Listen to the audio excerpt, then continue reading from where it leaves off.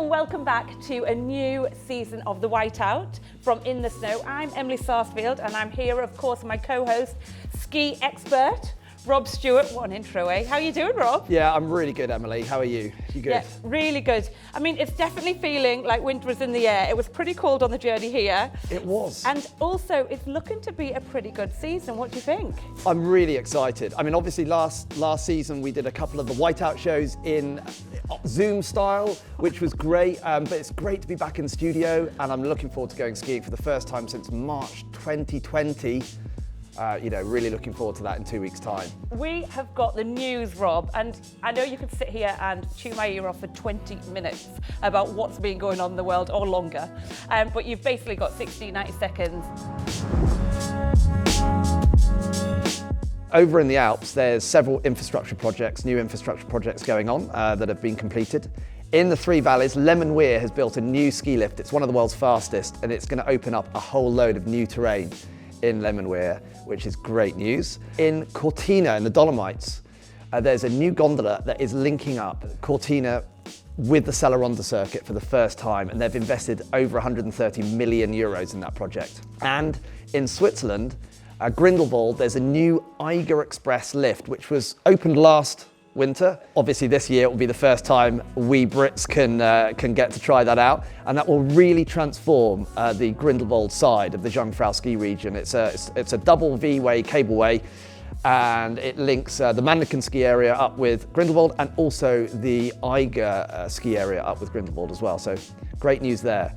In Austria, the Hahnenkamm race, the famous Hahnenkamm race in Kitzbühel, will be run twice this winter on January the 21st and 22nd. So for alpine ski racing fans, that's great news.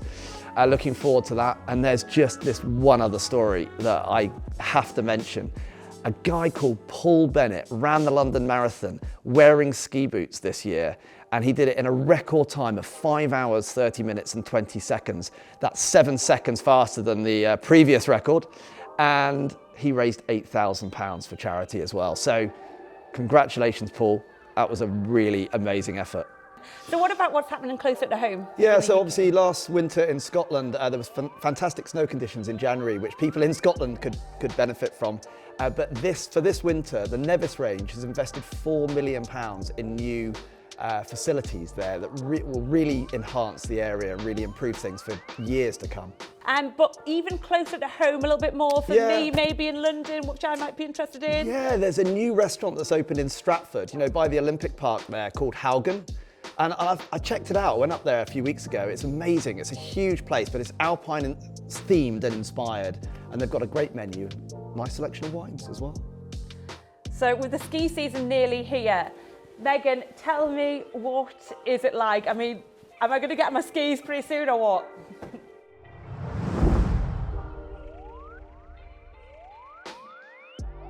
Hi Emily, hi Rob, it's great to see you guys back again. Now, I was supposed to be bringing you this snow report from the snowy slopes of Austria, but of course the Austrian government had other ideas, and obviously they're in a national lockdown at the moment, so we're bringing it to you from this snazzy studio setup instead. It is a huge shame because obviously at the time of recording, Austria actually had the most ski areas open of any country in the world apparently. So, they were having a great start to the season out there.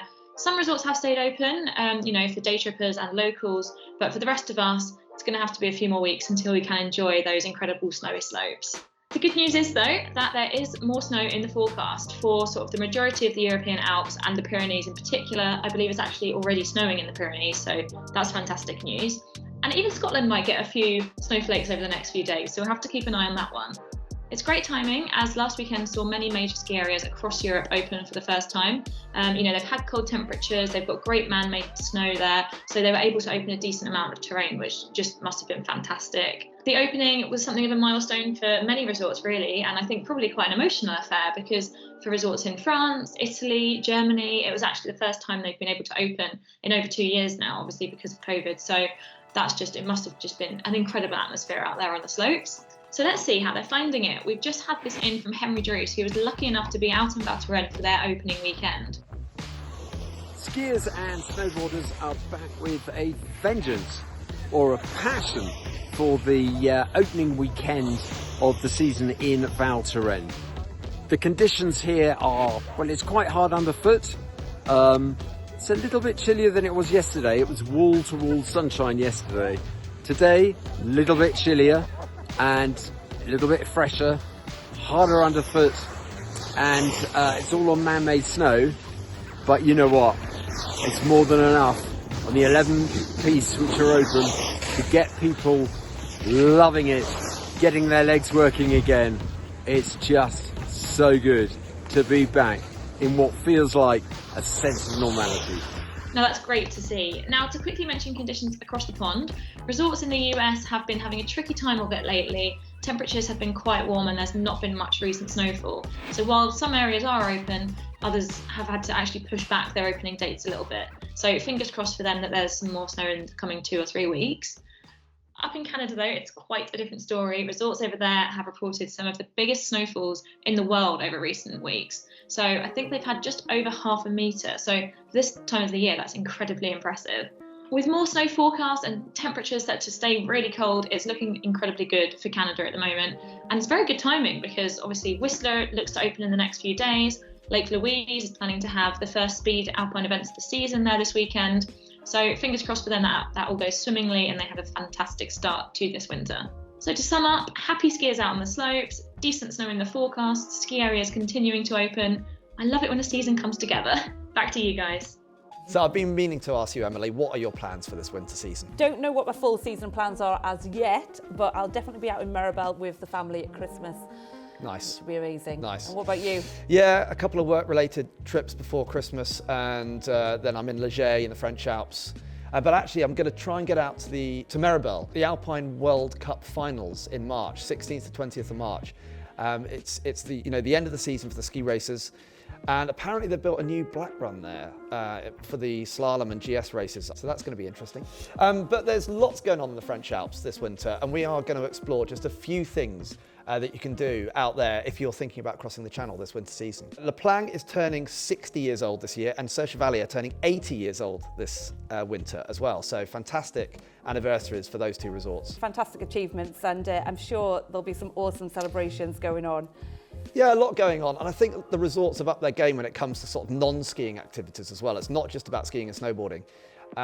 For example, Le Plang this season, they're introducing something called moon bikes, which is like an eco snowmobile. Eco, I say, because it's kind of battery powered, not motorized, and quite silent and quiet, but like a snowmobile on, you can race around on it. So also mountain biking, e-mountain biking on snow with fat tires. That is great fun to do as well.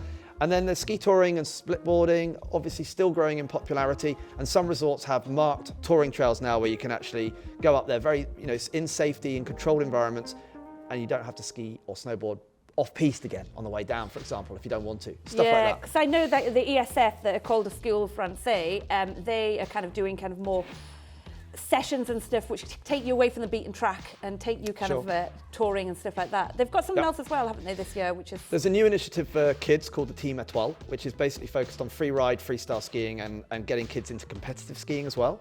And that sounds really interesting. Yeah, no, I would have loved that as a kid. Yeah, Absolutely loved it. Absolutely. Might chuck my daughter into that this winter should. if I get the chance. So Emily, sustainability is going to be something that we're going to really focus on this winter. One of the most interesting stories for this winter was the relaunch of the train service from London to Bourg-Saint-Maurice. It's a little bit different this year. Travel Ski, which is a tour operator, have launched this service. So you buy the train, return train journey and accommodation package through Travel Ski. And they go to 6 different resorts. So they're Maribel, Lemonweir, Les Arcs, Le Plang, Val d'Isère and Tignes. So it's a package. Check out the accent, I'm loving it.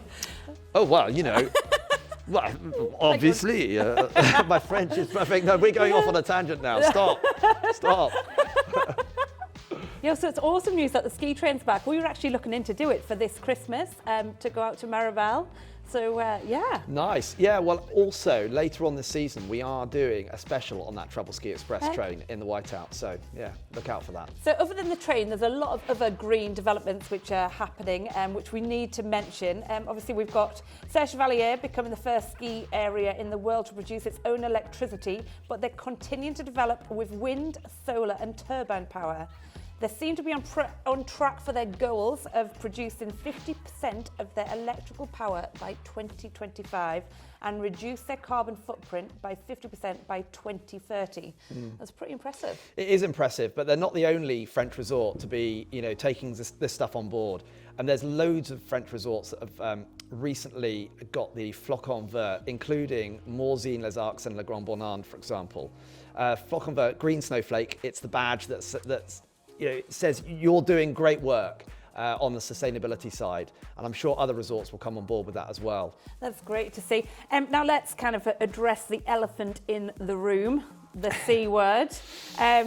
How's things shaping up for COVID and ski resorts? Well, at the moment, the French government have been very clear that they are opening ski resorts and operating ski lifts this winter. Of course, the situation is ever changing, but where are we now? End of November. Right now, France is open to British travellers with a pass sanitaire scheme in France, and the French government have said that they will be operating ski resorts and ski lifts this winter, so that's great news. The pass sanitaire, needs to be shown in certain places such as restaurants and bars and some hotels that have restaurants. On ski lifts, masks need to be worn in the queues, and on some ski lifts, masks need to be worn as well, but on the slopes they don't need to be worn. So, it's pretty straightforward. Stick to the rules and everyone's going to have a great winter. It is also important to note that the health pass to access the lifts could be reinstated at some time if infection levels rise.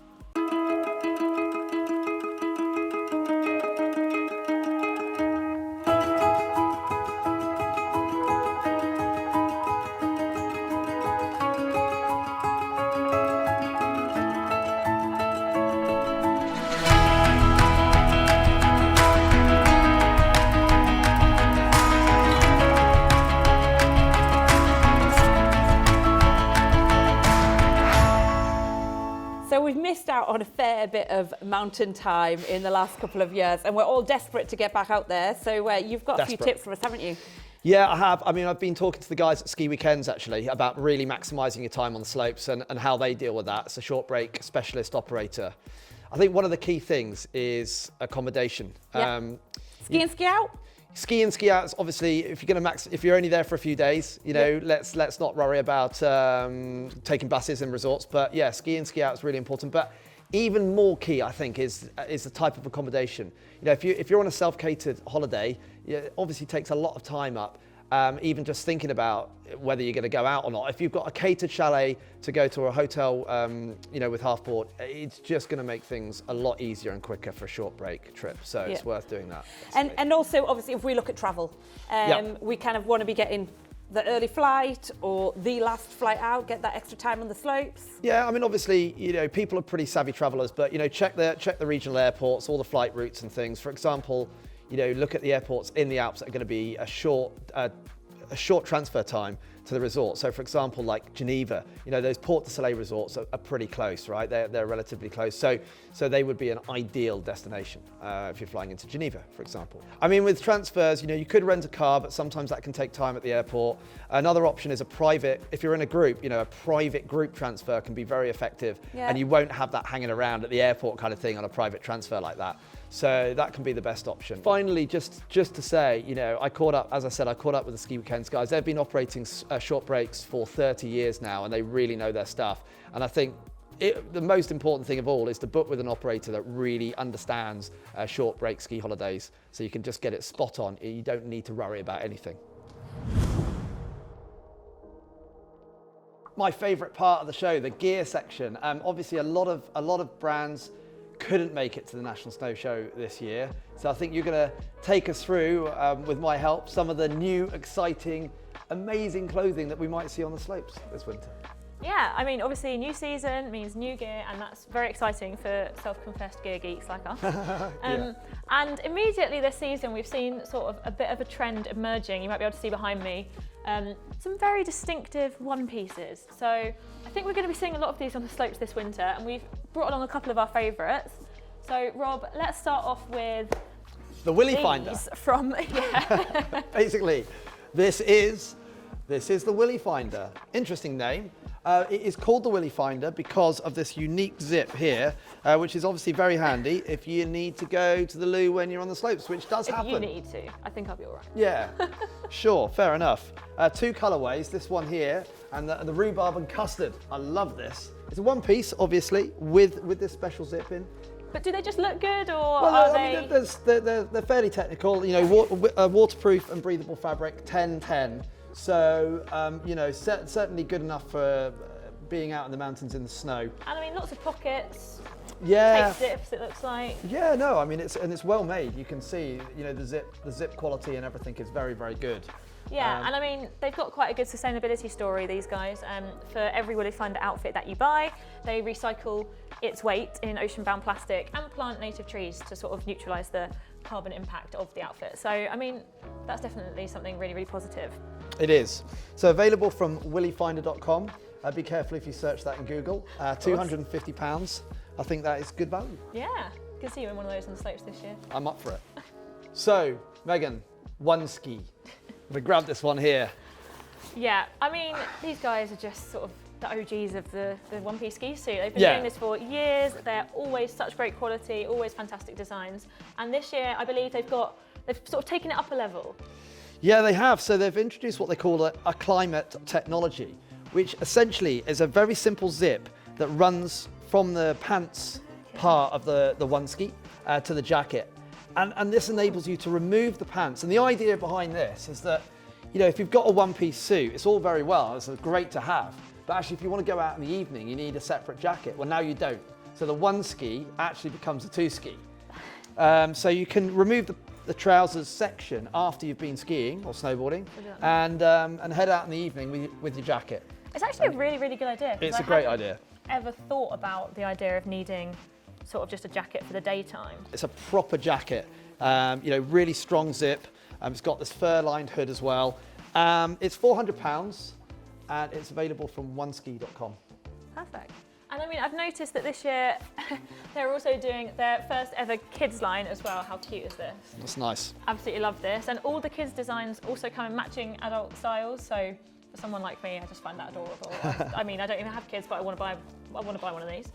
And it's also got that acclimate technology. So for a kid, that's really quite handy. It's great. You know, again, to remove the trousers as well. And this one's 10K breathability, 10K waterproofing, so, you know, sort of best quality. So yeah, that's the brand new kids range from oneski.com, and it's about £169 for the kids outfits. So very, very good value for money, I think. Right, Megan, I've got some goggles here, new brand called Valon. These are £119. Apparently these guys are from the Netherlands, from Amsterdam, but their spiritual home is Verbier. And you can kind of see that in the whole sort of style, a slightly retro style. You know, it takes us back to those hot dogging days in Verbier. Really like the styling of these, and there's some real technical features too, right? Yeah, the mirrored lens I think gives like the best sort of contrast for when you're on the slopes. It's a spherical lens, so enhanced peripheral vision. As you say, like the retro styling I absolutely love, and I think it's going to be very popular this winter. And it's got everything you would need from a really good goggle, so anti-fog, anti-scratch, I think triple lens, triple layered foam. I mean, just it's a good quality goggle, great quality, great look. I think you're going to be drawing a lot of stairs with that one on the slopes, Rob. Yeah, well, maybe we'll take this to Verbier and get it back to its roots. Available from valon.store as well. £119. They also have some sunglasses, right? They do, and these are one of my favourite things we've looked at in a while because they are just so quirky. I absolutely love these. Again, they've got that kind of retro look to them, the sort of glacier look, but yeah. They do. I mean, it might be more your time than mine because I don't think I've ever seen my it. time, yeah. Well, you know, going back, to the 1800s, we used to wear those when we were doing those glacier crossings of Zermatt to get to the Matterhorn. So obviously they don't just look cool, they're for a reason. These leather straps obviously block out the majority of the light, as we know on the ski slopes, it's really important. So yeah, a fantastic design, really nice looking. I mean, they've got these little hooks on the ears so they don't fall off your face. If you're going to wear sunglasses when you're skiing, then they're the sort of sunglasses you should probably be wearing. Exactly. And they're £96 also available from valon.store. Exactly, and I mean, yeah, if you want to look funky whilst also protecting your eyes, which is always a good thing, these are definitely the ones for you. So we've been getting pretty excited about the ski season approaching, so we've pulled together some of the best viral ski clips from the internet, which have been keeping us pretty entertained.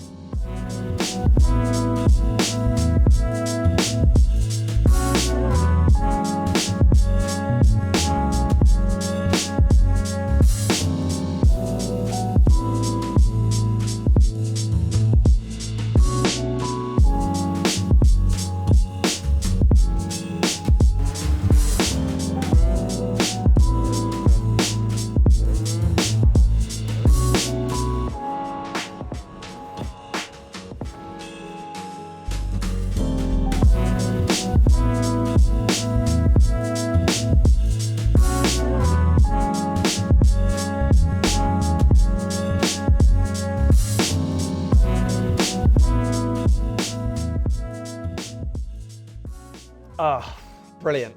Not long now, Emily. No, not long indeed. We're going to be back in December with our Whiteout Festive Special, so keep your eyes peeled for that. And in the meantime, just keep an eye out on all the news on InTheSnow.com and on social media channels too. Just search for In The Snow. So see you next time, and hopefully on the slopes.